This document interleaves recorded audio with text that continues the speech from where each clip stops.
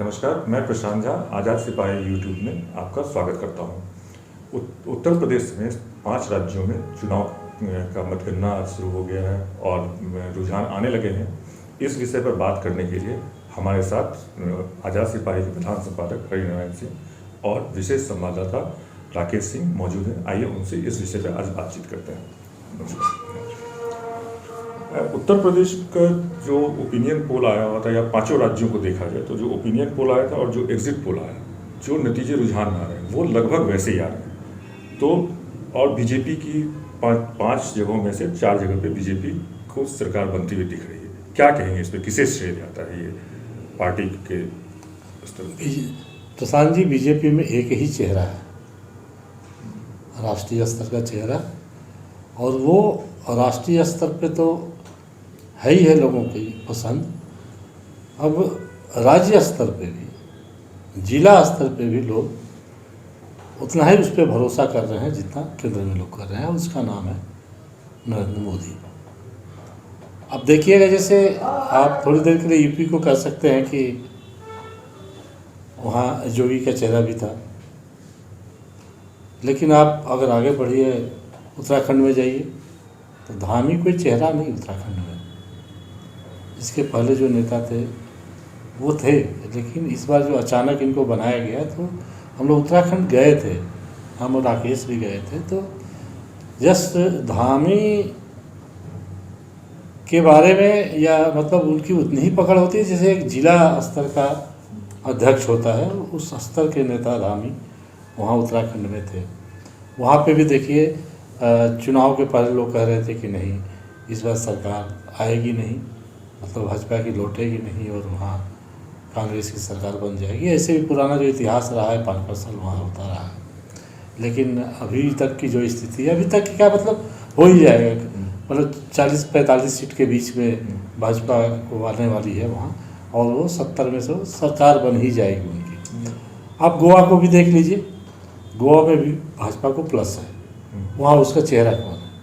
जो सीएम पद के जो चेहरे थे उनके, तो वो पीछे चल रहे थे।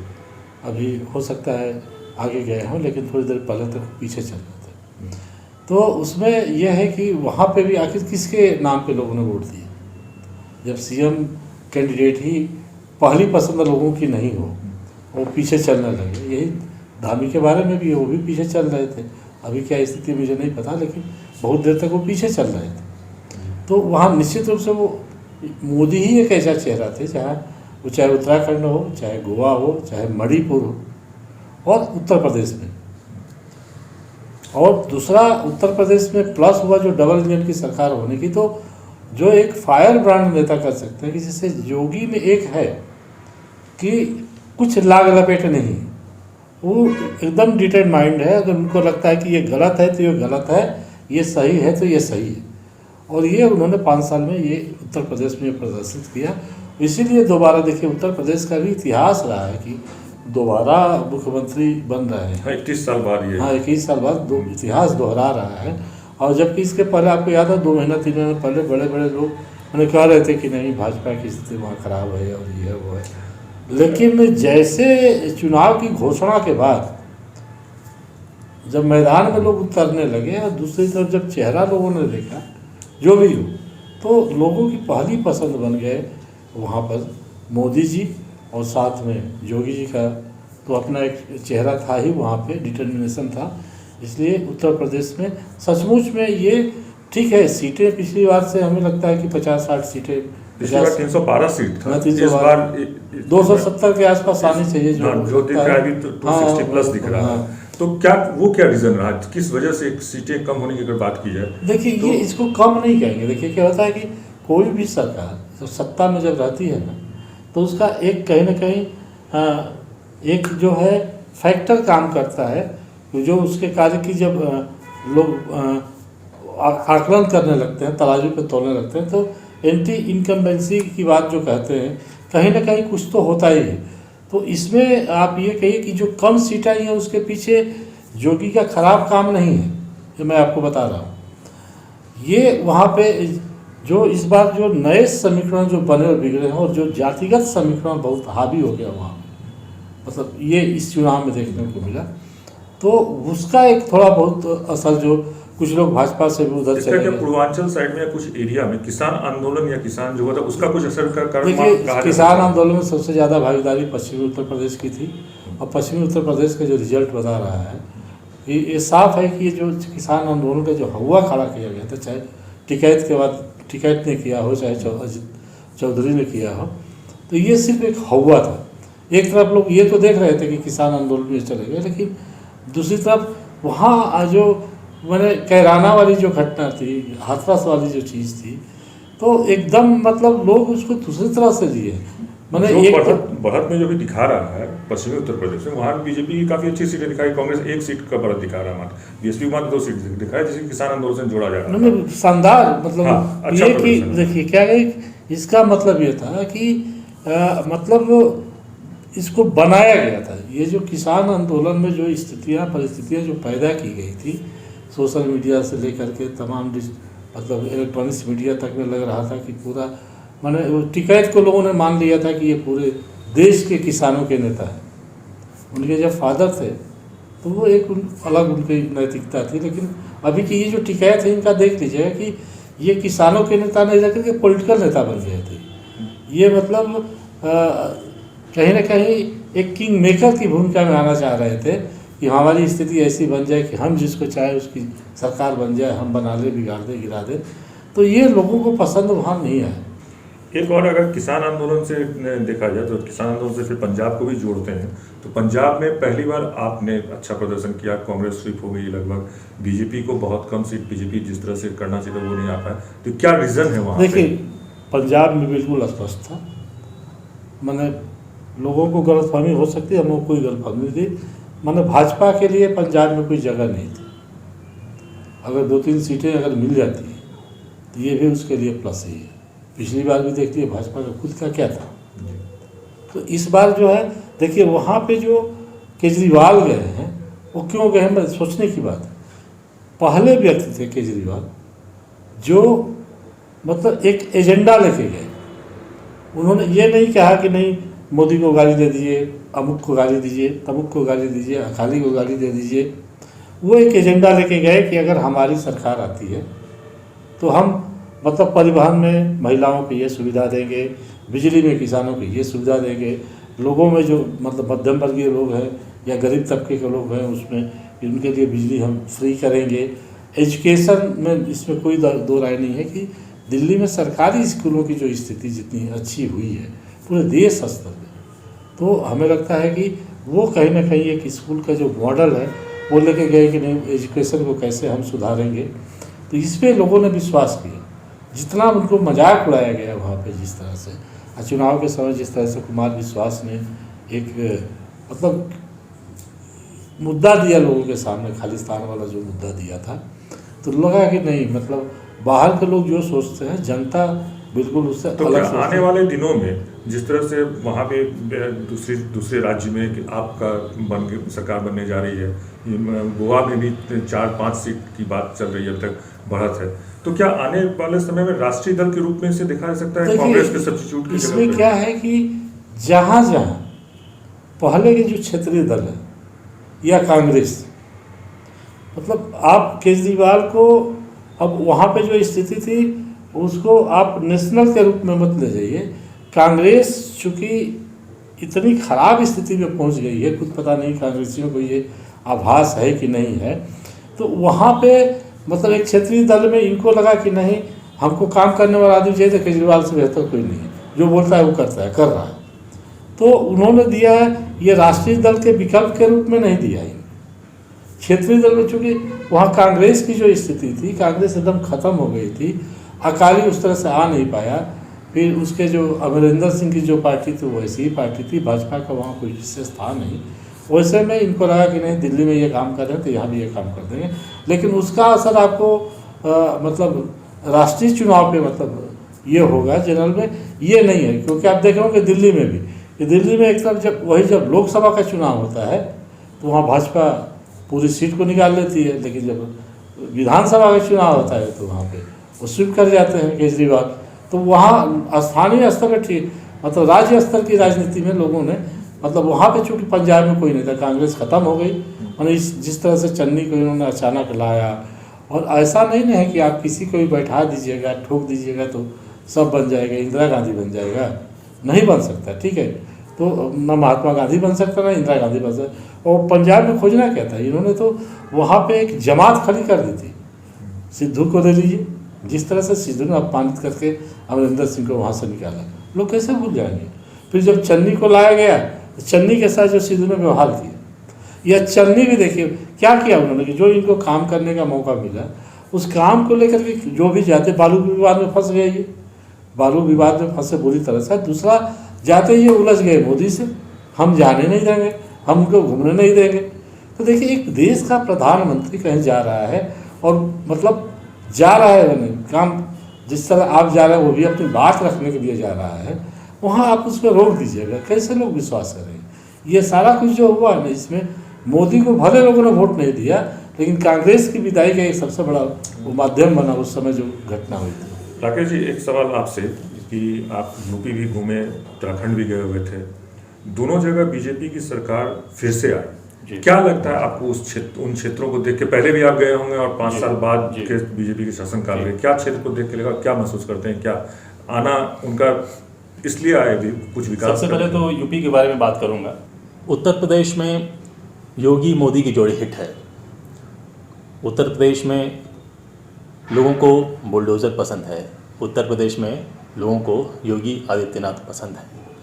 जिस प्रकार से योगी आदित्यनाथ की सरकार ने इंफ्रास्ट्रक्चर के क्षेत्र में काम किया है, मेडिकल के क्षेत्र में काम किया है, कोरोना के दौरान जो काम किया है, महिला सशक्तिकरण के क्षेत्र में जो काम किया है, जिस प्रकार से बालिकाओं को फ्री एजुकेशन मिल रहा है आज के डेट में यूपी में, त्वरित न्याय महिलाओं को जिस प्रकार से अभी मिल रहा है, धर्मांतरण पर लगाम लगाया गया है, माफिया राज पर बुलडोज़र चला है, उनकी संपत्ति ध्वस्त की जा रही है, जब्त की जा रही है। ये बहुत बड़ा फैक्टर है एक यूपी को सेफ बनाने में और विकासशील बनाने में। जिस तरीके से सड़कों का महाजाल बिछ रहा है, एक्सप्रेस वे हो, मेट्रो हो, फिल्म सिटी का भी निर्माण यूपी में हो रहा है, तो ये एक प्रोग्रेसिव यूपी का एक पूरा पिक्चर योगी आदित्यनाथ की सरकार ने दिया है। बहुत सारे फैक्टर्स हैं जो योगी आदित्यनाथ को प्लस देते हैं। आप जिस तरह गए एज ए पर्सन, आपने देखा वहाँ पे, तो पहले भी गए थे, अभी भी गए, दोनों जगह विकास, सड़क का या और भी जो व्यवस्थाएं हैं, साफ सफाई का, क्या आपको कैसा दिखा? पहले से कैसा महसूस किया? कुछ अंतर आपको लगा वहाँ पे? उत्तराखंड बहुत स्वच्छ हो गया है। उत्तराखंड पहले हड़की पौड़ी जो जगह है, तो वहाँ पे जब मैं गया तो लोग कहते थे कि जब पहली जो गवर्नमेंट थी तो साफ़ सफाई उतना नहीं था। जिस तरीके से नरेंद्र मोदी ने जो स्वच्छ गंगा अभियान का जो नमामि गंगे के तहत जो अभियान चलाया, वो गंगा भी साफ़ हुई, वहाँ पे पॉल्यूशन भी वहाँ कम हुआ। जिस तरीके से सड़कों का काम चल रहा है उत्तराखंड में, वो अब आराम से आप बिना ट्रैफिक से, पहले बहुत ट्रैफिक लगा करता था, हरिद्वार हो और आपको अगर केदारनाथ या देहरादून जाना हो, तो अब सड़कें भी ठीक तरीके से विकसित हो रही हैं। उत्तराखंड में धामी तो आए हुए बहुत कुछ ही महीने हुए हैं, और वहाँ पे सिर्फ और सिर्फ नरेंद्र मोदी का ही जादू है। जिस तरीके से अगर उत्तराखंड भाजपा जीतती है तो सिर्फ और सिर्फ नरेंद्र मोदी के कारण ही जीतेगी।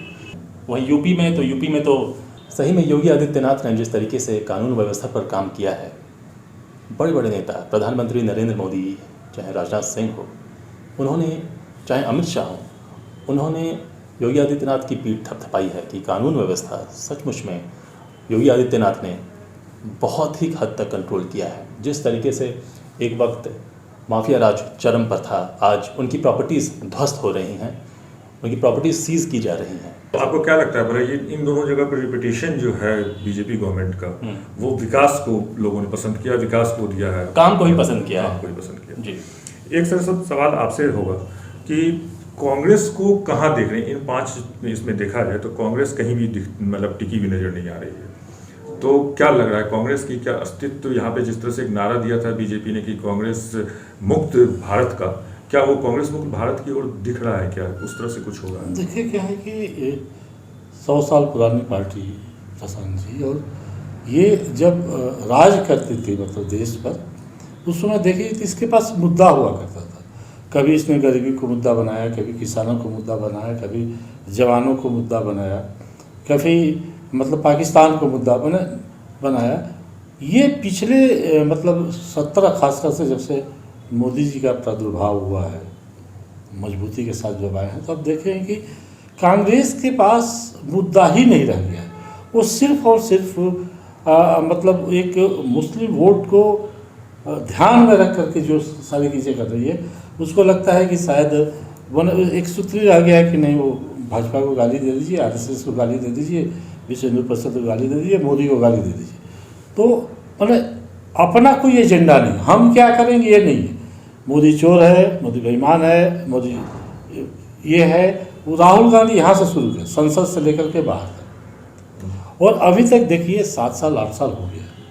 आप कुछ भी कर लिए, शासन करने में कुछ ना कुछ आगे पीछे लोगों को होता है, पसंद नापसंद हो सकता है, लेकिन योगी मतलब मोदी ने कोई भ्रष्टाचार कर लिया हो, अपने नाम पे कुछ ले लिया हो, ये दाग तो मोदी के ऊपर नहीं लगा आज तक।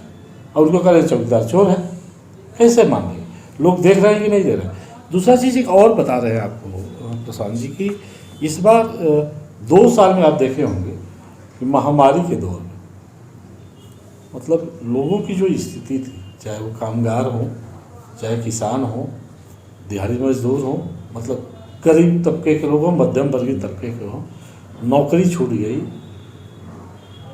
गाँव में लोग चले आए, गांव में जो कुछ काम धंधे होते थे सब बंद हो गया, खाने के लाले पड़ गए थे।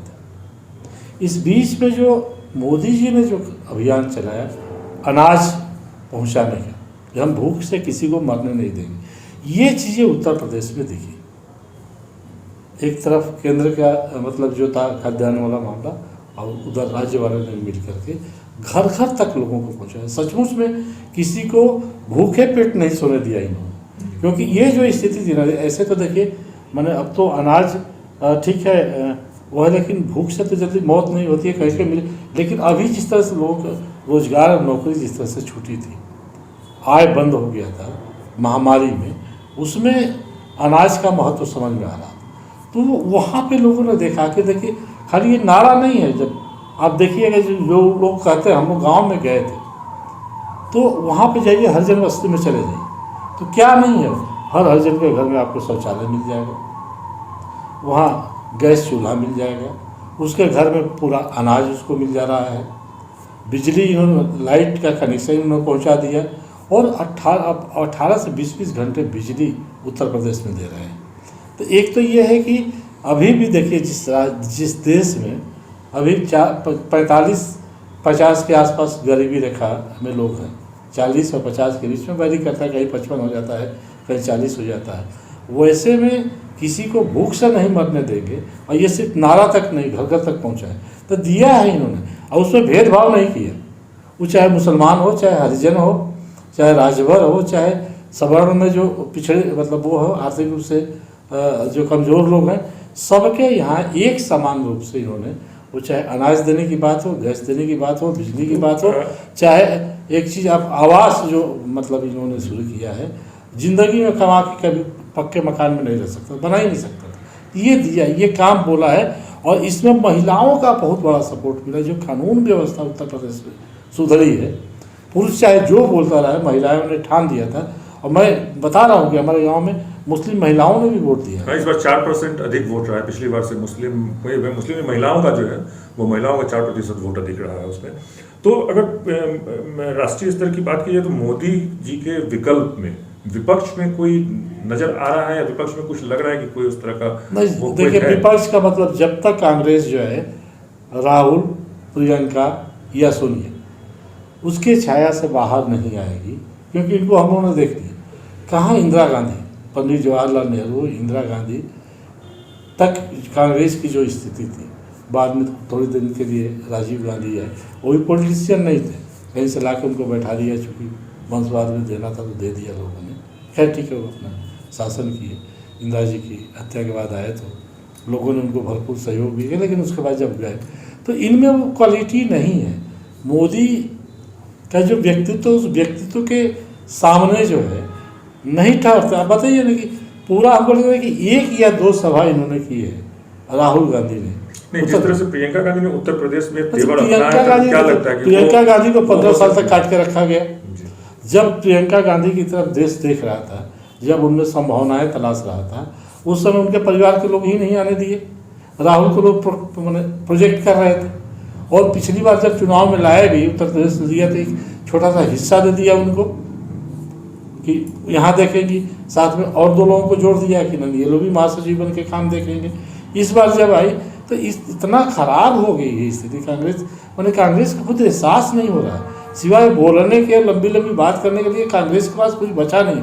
मैं आपको दावे के साथ कह सकता हूँ कि प्रियंका और राहुल के जब तक इनसे इस चेहरे से अलग हट के कांग्रेस में कोई चेहरा नहीं आएगा, कांग्रेस इतिहास बन गई है, अब उसको लौट करके नहीं आने है। मिरेकल भी नहीं हो सकता। मिरेकल भी किसका होता है, कुछ रहेगा तब ना मिरेकल हो। आप बैठ करके दिल्ली में बैठ करके चुनाव लड़ लीजिएगा। सोनिया ने एक सभा नहीं की उत्तर प्रदेश, कहीं नहीं गई ही नहीं। कांग्रेस पार्टी की अध्यक्ष, राष्ट्रीय अध्यक्ष, इतना महत्वपूर्ण चुनाव, और दिल्ली आप नहीं छोड़ रहे, तो अब लोग कौन आप पे भरोसा करेगा, क्यों देगा आपको। राहुल गांधी 1 या 2 बार गए, एक बार रविदास जयंती वाले में गए थे वहाँ बनारस में, अभी 1 या 2 सभा इन्होंने की है। एक बार पंजाब में 1 या 2 गए, चन्नी को खड़ा करके चले आए। और तो ऐसे होता है, आप बैठ करके फेसबुक से और इस पे से आप चला लीजिएगा, पार्टी चला लीजिएगा। तो इसलिए हमें तो लगता है कि ये सिर्फ अब खुद ही ये लोग मजाक बन के रह गए।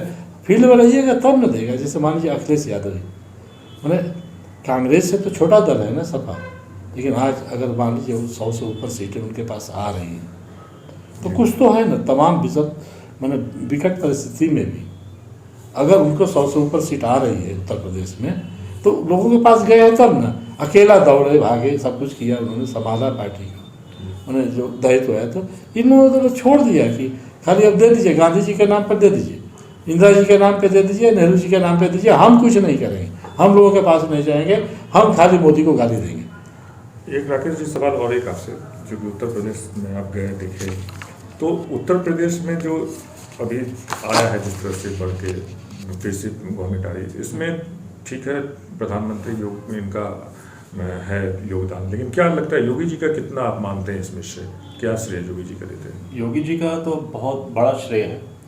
जिस तरीके से एक वक्त माफिया राज चरम पर था, हम लोग जब यूपी जाते थे तो एक गाज़ीपुर से लेकर बलिया तक एक सड़क आती है बीच में मोहम्मदाबाद, तो वो पूरा 15 किलोमीटर का सड़क 15 से 20 साल हो गया वो बना नहीं। क्यों? क्योंकि कहा जाता था कि मुख्तार अंसारी बनने नहीं दे रहे हैं। कृष्णानंद राय हत्याकांड आप समझ सकते हैं, दिन दहाड़े उनकी हत्या कर दी जाती है। तो बड़े बड़े माफिया वहाँ जन्म लिए। जैसे ही योगी आदित्यनाथ आए, उन्होंने यही कहा, या तो अपराधी जेल में रहेंगे या उत्तर प्रदेश से बाहर भाग चुके होंगे। तो जिस तरीके से उन्होंने, पहला ही उनका था कि लॉ एंड ऑर्डर मेंटेन करना है, तभी किसी राज्य का अगर विकास करना है तो लॉ एंड ऑर्डर अगर मेंटेन हो, क्योंकि उत्तर प्रदेश में माफिया राज ही चरम पर हमेशा रहा है। अब जाकर गांव में हम जाते हैं तो लोग बोलते नहीं हम सुरक्षित हैं, महिलाएं सुरक्षित हैं, रात को भी निकल जा रही हैं। एक आखिरी सवाल आपसे है सर, कि ये जो 5 विधानसभा का नतीजा सामने दिख रहा है, जो आ रहा है, जो रुझान है, और लग रहा है कि बीजेपी की सरकार बन रही है, तो क्या संदेश दे रहा है ये आगे 2024 के चुनाव के लिए, आगे होने वाले राजस्थान, छत्तीस का, उसके अलावा त्रिपुरा, कुछ राज्यों का विधानसभा चुनाव भी होना है, 24 में लोकसभा चुनाव होना, क्या संदेश दे रहा है ये? संदेश इसका साफ है प्रशांत जी की, जो दल काम करेगा, जो दल काम करेगा, लोग उसके साथ खड़ा होंगे। अब उसमें 2-3 काम के साथ साथ 2-3 और इश्यूज हो जाते हैं। एक, लोग सोचते हैं उसका मान सम्मान बढ़े, सुरक्षा उसकी बढ़े, और अब लोग जो है ये भी सोचते हैं कि नहीं, विश्व में भी अपने देश का नाम और सम्मान बढ़े। तो एक, चाहे वो विदेश नीति हो, कूटनीति, विदेश नीति, राज्य में विकास का काम, देश को एक स्थापित करने का काम, तो ये ये चारों के जो संदेश ये है, उसमें अचानक से देखिए, पहले क्या था कि लोग स्टेट का जब चुनाव होता था तो स्टेट के चेहरे को लेकर के लोग आते थे, अभी आपको जब मैंने बताया कि मोदी जी का चेहरा लोगों को पसंद है, तो उसके पीछे कारण क्या है कि मोदी जी के काम को लोग देख रहा है। वो आदमी 16 घंटा 18 घंटा काम कर रहा है, और जिस तरह से भारत को उसने मैंने अंतर्राष्ट्रीय मानचित्र पर स्थापित किया है। इसके पहले इतना तो नहीं था, इंदिरा गांधी के समय में कुछ था, इंदिरा गांधी जब थी उस समय था, नेहरू जी के समय तो चूँकि मैंने अंग्रेजों ने उस समय आज़ादी दे दी थी तो नहीं आया समझ में। बाद में इंदिरा गांधी ने बोल्डनेस दिखाई थी, जिस समय वार हुआ बांग्लादेश का वार, पाकिस्तान से जब अलग कराया उन्होंने बोल्डनेस दिखाया और देश की जनता उनके साथ खड़ा हो गई। आपको याद होगा कि नारा लग रहा था जी, India is Indira, Indira is India. तो वैसे ही नहीं था, कोई दुर्गा के रूप में तो देवी के रूप में अटल बिहारी वाजपेयी जैसे लोगों ने उनका मतलब ये किया था। इस बार पहली बार आप देखिए जो यूक्रेन वाला युद्ध था, मैंने इसके पहले मोदी के पहले जो अमेरिका जो जिस तरह से बिहेव करता था भारत के साथ, वो लगता था कि वो दान दे रहा है, भीख दे रहा है। और जैसे ही मतलब बहुमत के साथ जब भाजपा की सरकार आई, तो वहाँ से देखिए अमेरिका का जो ओबामा से चाहे ओबामा हो, ट्रंप हो या चाहे बाइडन हो, डिक्टेट करने की स्थिति में अब नहीं है। डिक्टेट करने की स्थिति में नहीं है कि हमें ये झुका देंगे, ये कर देंगे, नहीं है। दूसरा, अब यूक्रेन वाले मामले को ले लिए, जिस तरह से मोदी जी ने किया युद्ध के समय 20-20 हज़ार आदमी को, वो जहाँ पे मिसाइल चल रही है वहाँ से निकाल के लेके चला आना, ये आसान बात नहीं है। और उनके कहने पर पहली बार हम देख रहे हैं कि मोदी जी के कहने पर छात्रों को निकालने के लिए, लोगों को निकालने के लिए मतलब वहाँ पे युद्ध विराम की घोषणा की है, सीज फायर किया इन्होंने, चाहे सुमी में हुआ हो या खारकीव में हुआ या कीव में हुआ, कहने पे हुआ। और आज मतलब दोनों ही देखिए, कोई अमेरिका भी डिक्टेट नहीं कर पा रहा। नाटो देशों ने पाकिस्तान को कह दिया कि आप जो है रूस के खिलाफ वोट करिए, लेकिन नाटो देश की हिम्मत नहीं हुई भारत को कहने के लिए कि आप क्या करिए। समर्थन मांगा, लेकिन ये नहीं कि आप यही करिए, नहीं बोल सके। इस बात में इमरान खान ने भी उठाया इस मुद्दे को, चिट्ठी लिखा था उन्होंने पाकिस्तान को, भाई आप दे दीजिए इनको। नाटो ने कहा था कि आप निंदा प्रस्ताव लाइए रूस के खिलाफ। तो अभी जो स्थिति है, मोदी ये जो काम इन्होंने किया है, तो पूरा देश दुनिया देख रही है, ऐसे ही नहीं रह गया है और इस पर लोगों को विश्वास कर रहा है। तो अब हमें तो लगता है कि विपक्ष में जब तक कोई एक ऐसा आदमी नहीं आएगा जिसके पास विजन हो, देश के बारे में विजन हो, विदेश के बारे में विजन हो, लोगों की समस्याओं के बारे में विजन हो, काम को लेकर के जब तक कोई लोगों के पास खड़ा नहीं हो, वैसी बयानबाजी से और एक दूसरे को गाली दे करके आप सत्ता की कुर्सी तक नहीं जा सकते। 5 राज्यों में आज परिणाम शाम तक घोषित हो जाएंगे और बीजेपी की 4 जगहों पे सरकार बनने की स्थिति में है। आगे भविष्य क्या होगा इसके बारे में अभी हमारे प्रधान संपादक ने आपसे बातचीत की। आज़ाद सिपाही देखने के लिए बहुत बहुत धन्यवाद। अगर आपको ये पसंद आ रहा हो तो निश्चित रूप से आज़ाद सिपाही यूट्यूब को सब्सक्राइब करें। फिर इस तरह के कार्यक्रमों के साथ आपसे मुलाकात होगी। तब तक के लिए नमस्कार।